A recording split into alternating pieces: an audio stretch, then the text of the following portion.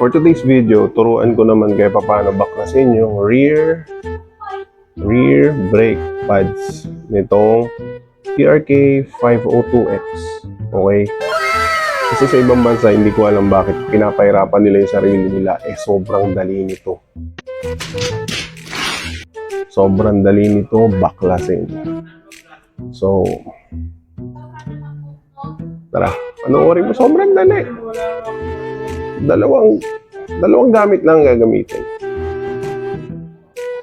So, una, baklasin muna natin ito.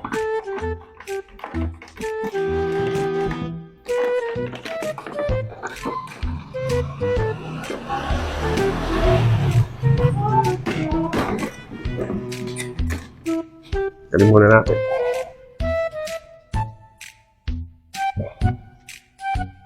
So, ito yung rear brake pads ng TRK 502X. Ito lang yung gagalawin. Saka ito. Okay. Hindi na kailangan bahirapan yung mga sarili. So, teka, kuha tayo ng gamit. So, ang gagamitin natin is size 17 para dito. Size 12 naman para dito. Okay.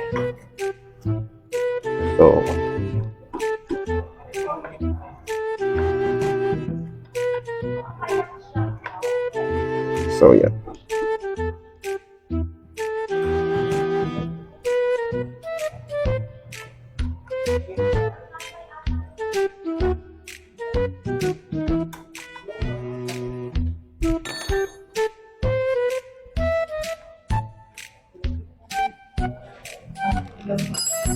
Yan, tanggal na siya.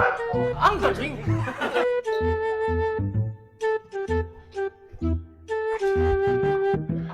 So, ang preno niyan ay ganito. Ang ADB at PCX. Di totoo yan. Okay. So, bola lang yan. Ito, makapal ba to? Pero nagpalit na ako ng bago. Ganito lang yan. Diba? Ayan, tanggal na.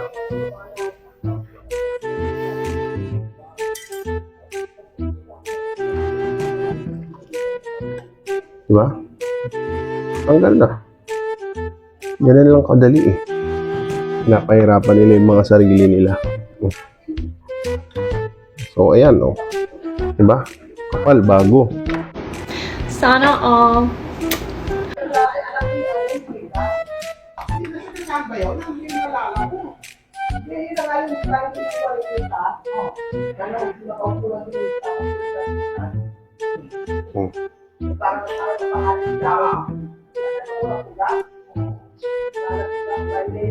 Diba?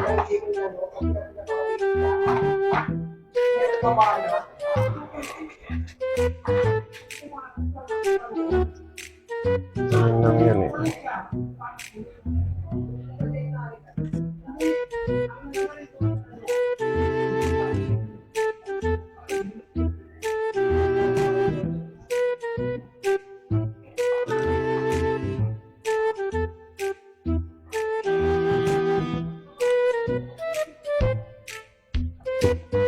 Diba?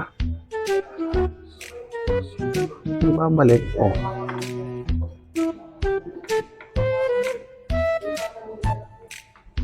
Ganyan lang kadali. Oh. Diba?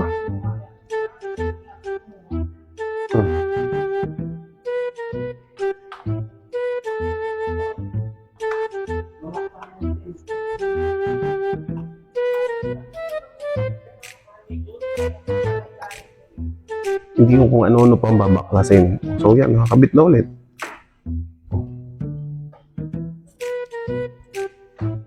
Diba?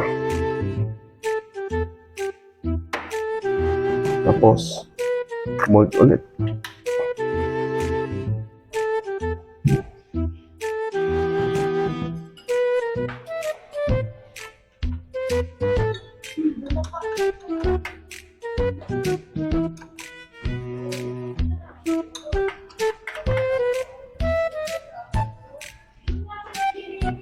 Okay.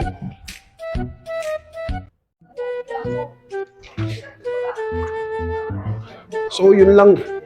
Yun lang, guys. Ganun kadali. So, ibalik na natin to.